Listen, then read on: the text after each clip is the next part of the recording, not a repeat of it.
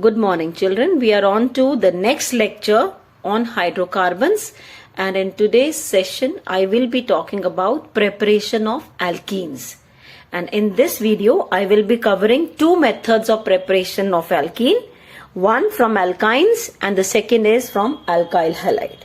Right, from alkynes. First I am taking this. Now basic thing is, if you are taking alkyne, suppose I am writing this way, I am writing some alkyne, right?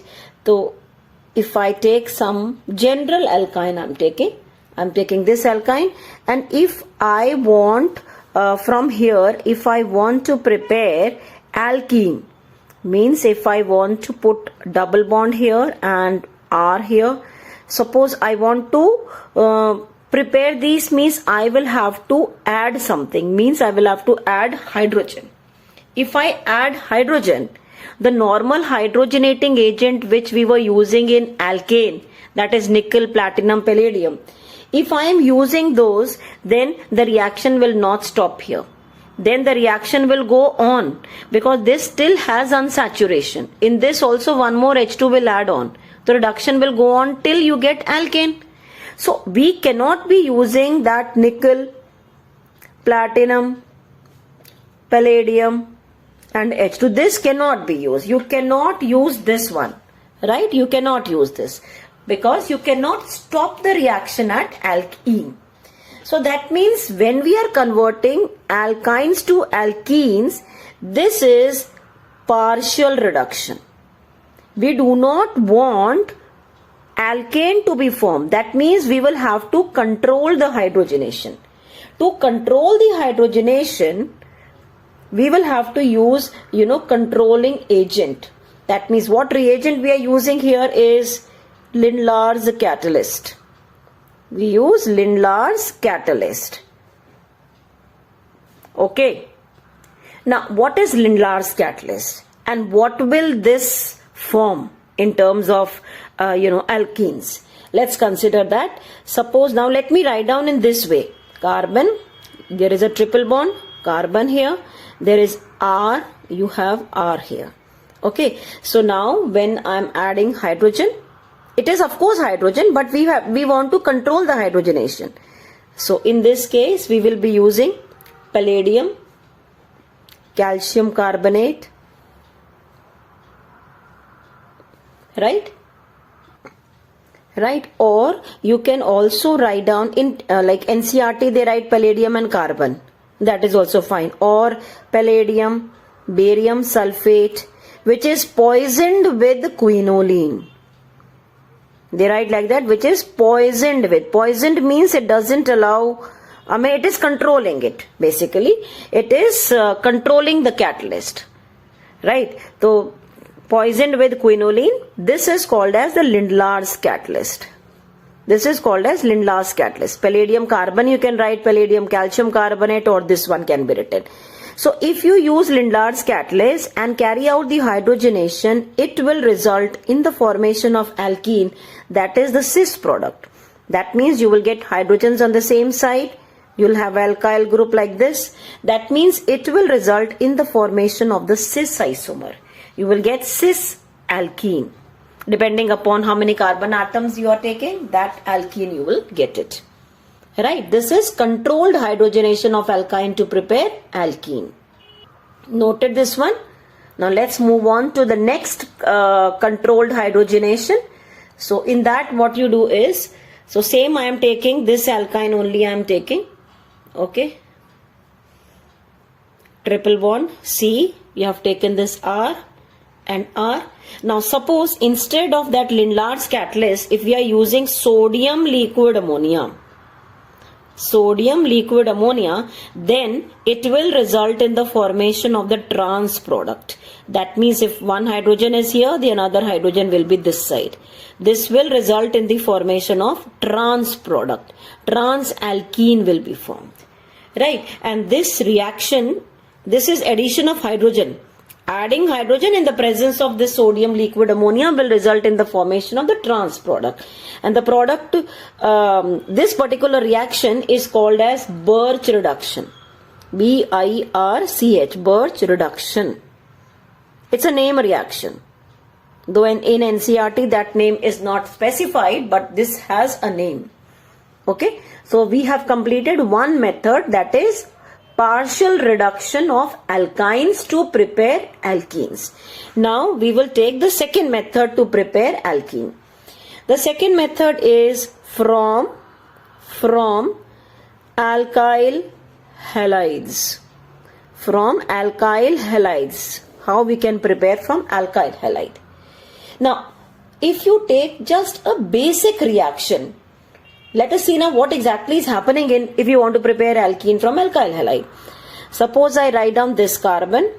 I am writing here, I am writing halogen here, right? So what am I doing if I have to prepare from this carbon-carbon double bond? If I want to prepare this, what I have done is I have removed this halogen and I have removed one H which was here. Okay, so it was actually here H, right? Okay, that means you are getting alkene. So what we are doing is we are removing hydrogen and halogen. So this reaction is dehydrohalogenating or dehydrohalogenation, we can say. It is dehydrohalogenation. We are removing hydrogen and we are removing halogen. We are removing both halogen from alpha carbon atom. This carbon atom is called alpha carbon atom. The carbon atom bearing halogen is referred to as alpha carbon, and the adjacent carbon adjacent to this carbon is called as beta carbon. So the beta carbon loses H and the halogen will be lost from alpha carbon. So we have to use some dehydrohalogenating agent, and the best dehydrohalogenating which we use is alcoholic KOH. What we are using is alcoholic KOH. Now what is exactly happening in this reaction? This is giving base, means OH minus is there. So this OH minus will attack from back side of the carbon to which halogen is attached. So it is attacking from back side and it takes this H from here. So when it takes, this is OH minus, so it will take only that H from here. That means this H will go away from here, leaving this bond, it will come back. This H will come here. This comes here. This comes here, means this becomes a double bond. Carbon's valency is disturbed and this X will come out as X minus.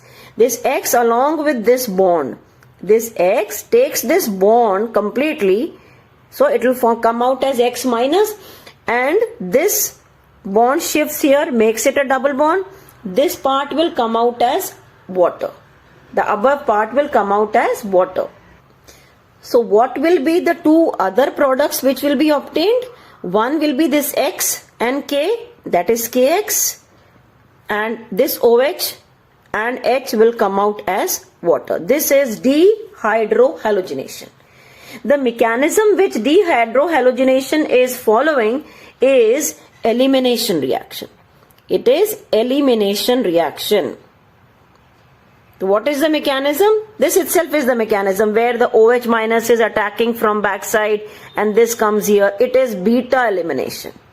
It is beta elimination.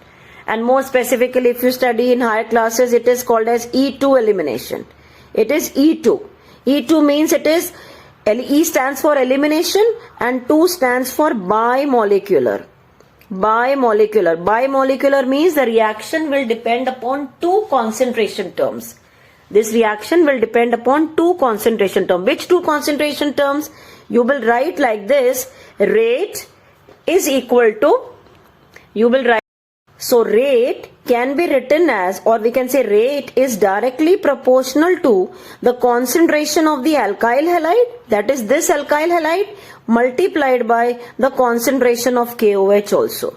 So the rate is dependent upon two concentration terms. So in the mechanism, you have to remember that it is undergoing beta elimination reaction. Now let us take examples where it is undergoing beta elimination and resulting in the formation of alkenes. Okay, just Yes, we can now write like this. Suppose you have example like this. Say you are taking some alkyl halide, that is alkyl iodide we have taken. We have taken ethyl iodide. So this ethyl iodide in the presence of alcoholic KOH. You know this is alpha carbon and this is beta carbon. Alpha carbon will lose I, beta carbon will lose H. So very commonly if you are writing, so I from here, H from here, you will get a double bond in between the two, and this plus you will get Ki plus you will get water. You will get water as one of the product. Got it? Now suppose you are having say another alkyl halide like this, CH3, CH2, CH2 and I in the presence of the same dehydrohalogenating agent, say alcoholic KOH. In this you are having this one as the alpha carbon, this one as the beta carbon. So this alpha will lose H, beta will lose, alpha will lose I and beta will lose H, and you will get CH3, CH double bond, CH2. When something is eliminated from the two adjacent atoms, then double bond appears, plus you will have Ki plus you will have water. Right?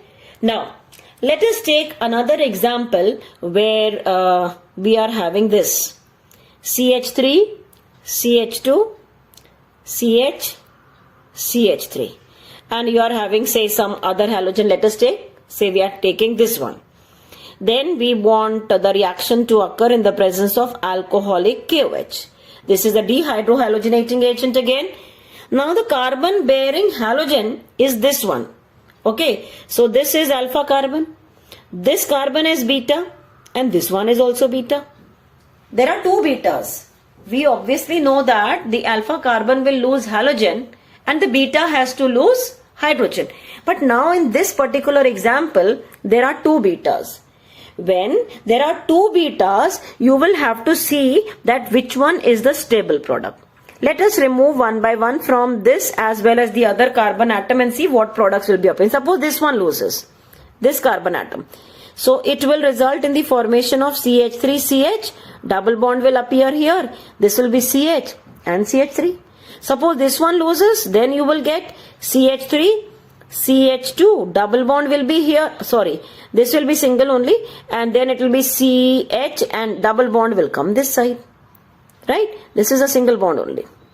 Okay. So then first case is but 2-ene. This product is but 2-ene. And the second product is but 1-ene. But 1-ene. When two different possibilities are there, we will have to follow some rule. Right? In organic chemistry, wherever there is a doubt, there is a rule. Now, we will have to see of the two which is more stable. There is a rule here, that is Sedgwick's rule. Okay, it is Sedgwick's rule.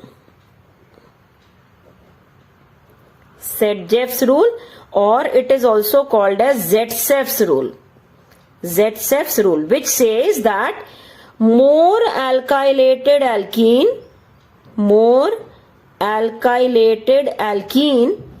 is the stable product. More alkylated alkene is stable product.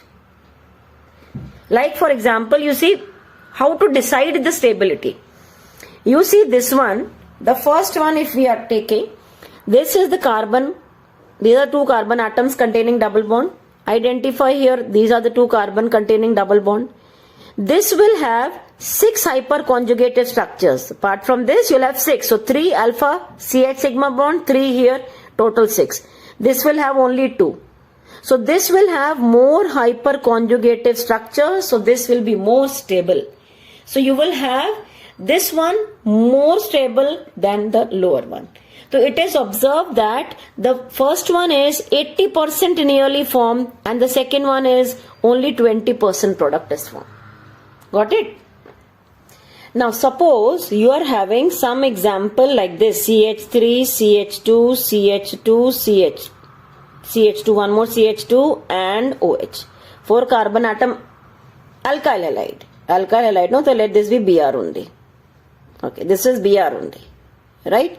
So now this carbon atom is alpha carbon, this is beta carbon.